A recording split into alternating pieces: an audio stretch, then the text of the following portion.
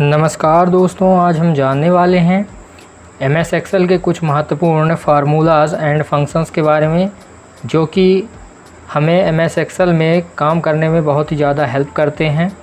यदि आपको इन formulas and functions के बारे में पहले से ही मालूम है तो आप एक बार इनका रिवीजन कर सकते हैं, जिससे यह आपसे और अच्छी तरह से बनने लगेंगे। वीडियो में आगे बढ़ने से पहले आप लोगों से एक अनुरोध है कि वीडियो की जो क्वालिटी है उसे हाई पर सेट कर दें, जिससे आपको ये फार्मूलाज एकदम अच्छे से समझ में आ जाएं। चलो भाई देखो अब मैं क्या करता हूँ। तो पहले नंबर पर जो हमारा फार्मूला आता है वो है सम फार्मूला।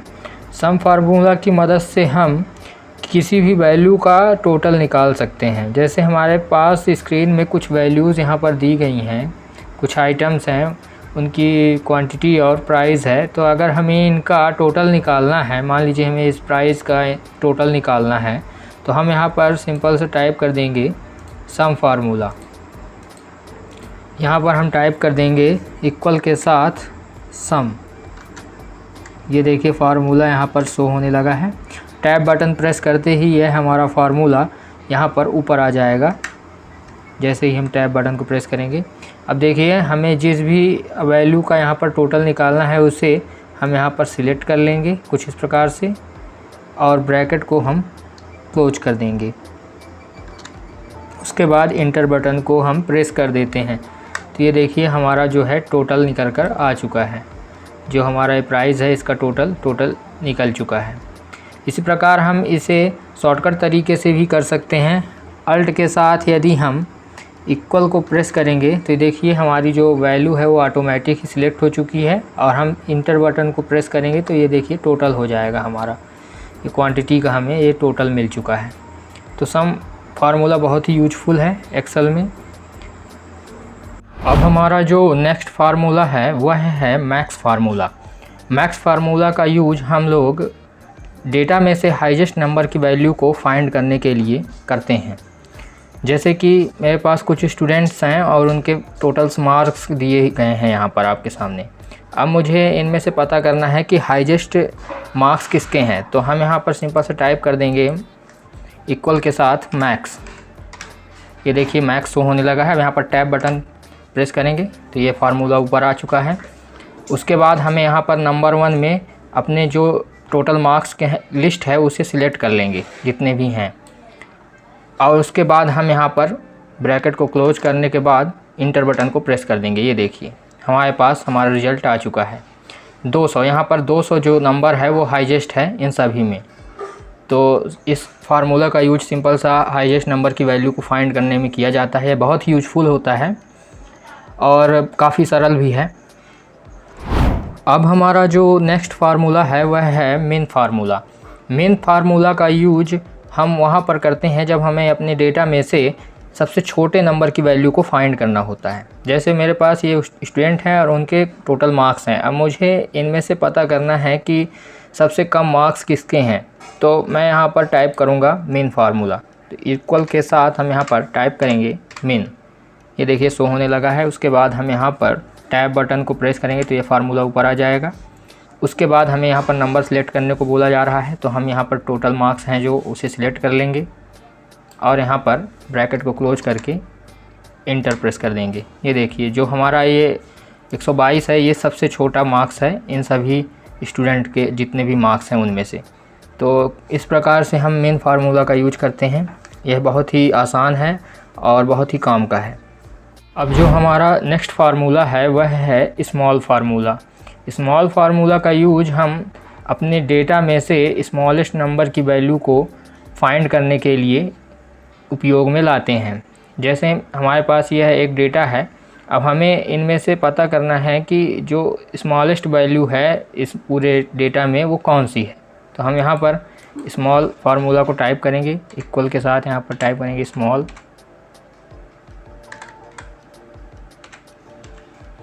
और उसके बाद टैब बटन प्रेस करेंगे तो यह फार्मूला ऊपर आ जाएगा। उसके बाद हमें यहाँ पर एरे सिलेक्ट करने को कहा जा रहा है। तो हम यहाँ पर अपने जो डेटा है, जो वैल्यूज़ दी गई हैं, उन्हें जो जिस एरे में है उसे हम सिलेक्ट कर लेंगे। ये देखिए कुछ इस प्रकार से। उसके बाद हम यहाँ पर कॉमा प्रेस करेंगे। उसके बाद यहाँ पर हमें एक के शो हो रहा है। के की जगह पर हमें ये के हमें यह दर्शाता है कि हमें अपने जो वैल्यू दी गई हैं वह है कौन से नंबर की वैल्यू चाहिए, हमें फर्स्ट स्मॉलेस्ट चाहिए या सेकंड स्मॉलेस्ट चाहिए अपने डेटा में से, या थर्ड स्मॉलेस्ट वैल्यू चाहिए। तो हमें जैसे यहाँ पर थर्ड स्मॉलेस्ट वैल्यू को पता करना है कि इस पूरे डेटा में थर्ड स्मॉलेस्ट वैल्यू कौन सी है, तो हम यहाँ पर 3 लिख देंगे। उसके बाद ब्रैकेट क्लोज करके इंटर प्रेस कर देंगे। ये देखिए जो 156 है ये हमारी यहाँ पर थर्ड स्मॉलेस्ट वैल्यू है। अब हमें पता करना है जैसे कि यहाँ पर सेकंड स्मॉलेस्ट वैल्यू कौन सी है, ये तो थर्ड हो गई, हमें सेकंड स्मॉलेस्ट वैल्यू को पता करना है। तो हम यहाँ पर सिंपल से 3 की जगह, यदि हमें सेकंड स्मॉलेस्ट वैल्यू को पता करना है तो हमें 3 की जगह यहाँ पर 2 लिख देना है। उसके बाद इंटर कर देना है। ये देखिए जो दूसरे नंबर पर सबसे छोटी संख्या है हमारे इस डेटा में वो है 123। अगर हमें पता करना है कि इस डेटा में फर्स्ट सबसे छोटी संख्या कौन सी है, मतलब इस डेटा में फर्स्ट स्मॉलेस्ट वैल्यू, तो हम यहाँ पर 2 की जगह 1 लिख देंगे। तो हमें यहाँ पर फर्स्ट स्मॉलेस्ट वैल्यू मिल जाएगी। जैसे यहाँ पर 122 जो है ये यहाँ पर इस पूरे डेटा में सबसे छोटी संख्या है। तो स्मॉल फार्मूला का यूज बहुत ही ज़्यादा करना पड़ता है एक्सेल में, क्योंकि यह है मतलब हाईएस्ट परफॉर्मर या लोवेस्ट परफॉर्मर अगर हमें अपने कंपनी में पता करना है कि कौन है, तो ये फार्मूला वहाँ पर यूज किया जाता है। आपको यह फार्मूला अच्छी तरह समझ में आ गया होगा।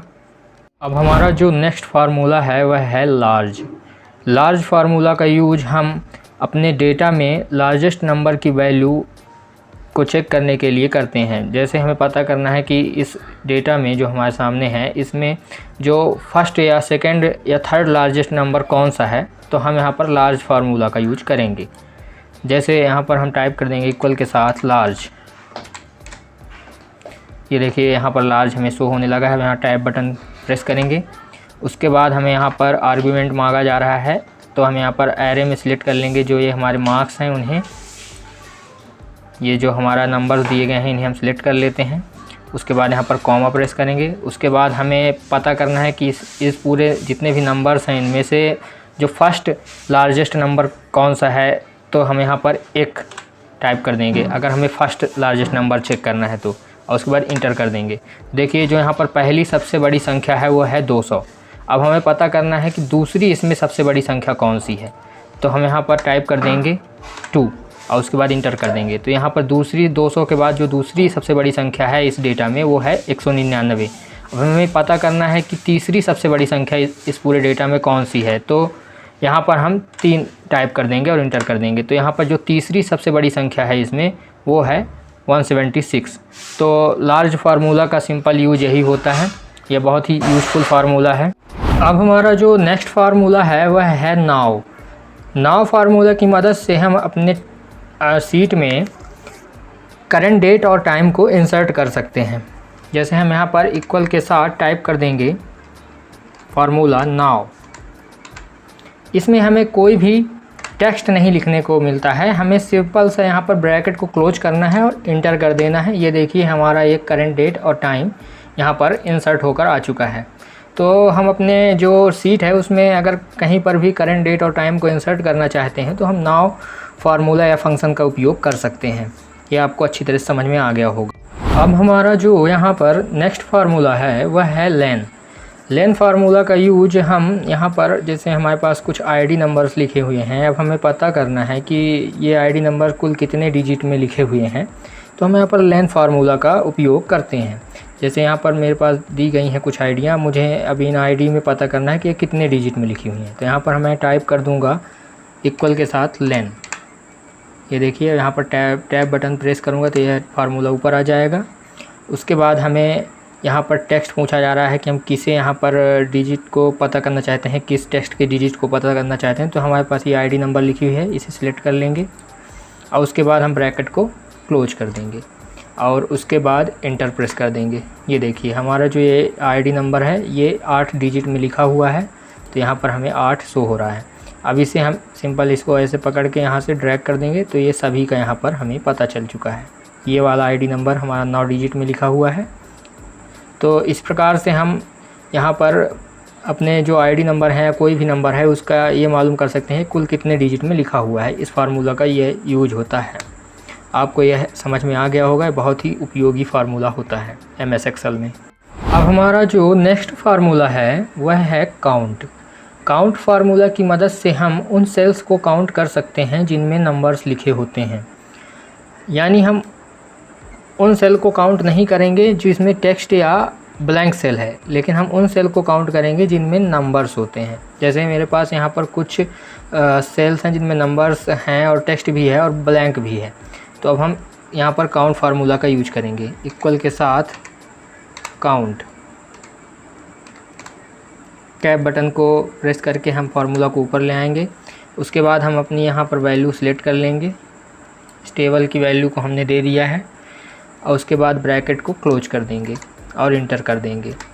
अब देखिए यहाँ पर टोटल 5 सेल्स हैं जिनमें नंबर्स हैं, बाकी सेल्स को यह काउंट नहीं किया है। जैसे इस ब्लैंक सेल को यह काउंट नहीं किया और ये टेक्स्ट को काउंट नहीं किया।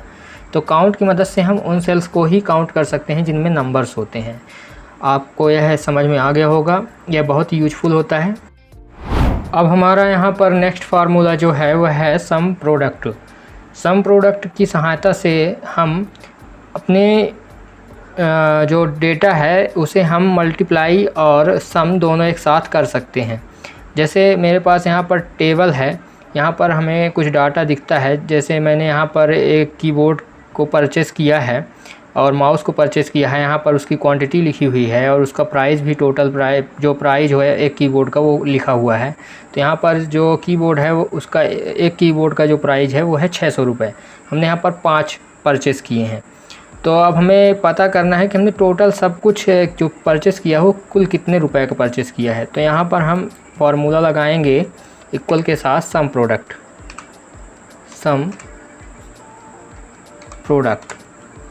टैब बटन को प्रेस करेंगे तो यह फार्मूला ऊपर आ जाएगा। उसके बाद हम यहाँ पर क्वांटिटी है जो उसे सिलेक्ट कर लेंगे, जितनी भी पूरी क्वांटिटी है उसे सिलेक्ट कर लेंगे, अपने जो आइटम की क्वांटिटी है। उसके बाद हम यहाँ पर कॉमा प्रेस करेंगे और उसके बाद हम प्राइस वाली जो हमारा जो प्राइस वाला लिस्ट है उसे सिलेक्ट कर लेंगे और उसके बाद हम यहाँ पर ब्रैकेट को क्लोज कर देंगे और इंटर बटन को प्रेस कर देंगे। तो ये देखिए हमारी जो यहाँ पर टोटल अमाउंट है, जितना भी हमने सामान परचेज़ किया है उसका, ये यहाँ पर हमें शो होने लगी है। तो इस प्रकार से हम सम प्रोडक्ट की सहायता से टोटल अमाउंट को अपने निकाल सकते हैं।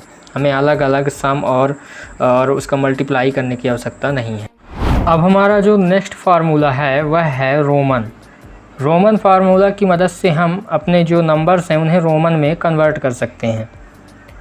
यहाँ पर हम टाइप करेंगे इक्वल के साथ रोमन और टैब बटन को प्रेस करेंगे तो यह फार्मूला ऊपर आ जाएगा। उसके बाद हम यहाँ पर अपने जो साधारण नंबर हैं उन्हें सिलेक्ट कर लेंगे। जैसे मैंने इसे नंबर को सिलेक्ट कर लिया है जिसे मुझे रोमन में कन्वर्ट करना है। उसके बाद ब्रैकेट को क्लोज कर देंगे और इंटर की प्रेस कर देंगे। ये देखिए ये हमारा एक है जो रोमन में कन्वर्ट हो चुका है और यहाँ से हम इसे नीचे की ओर ड्रैग कर देंगे तो ये जितने भी हमारे नंबर्स हैं वो सब रोमन में कन्वर्ट हो चुके हैं। तो इस फार्मूला की मदद से सिंपल है, हम अपने साधारण जो हमारे नंबर्स लिखे होते हैं उन्हें हम रोमन में कन्वर्ट कर सकते हैं। अगर आपको यह वीडियो अच्छी लगी हो तो आप मेरे चैनल में आप सब्सक्राइब कर दीजिए और वीडियो को एक लाइक ज़रूर करें। आज के लिए बस इतना ही, बाकी का आगे के जो फार्मूले हैं वो अगले वीडियो में आपको मिल जाएंगे। तब तक के लिए धन्यवाद।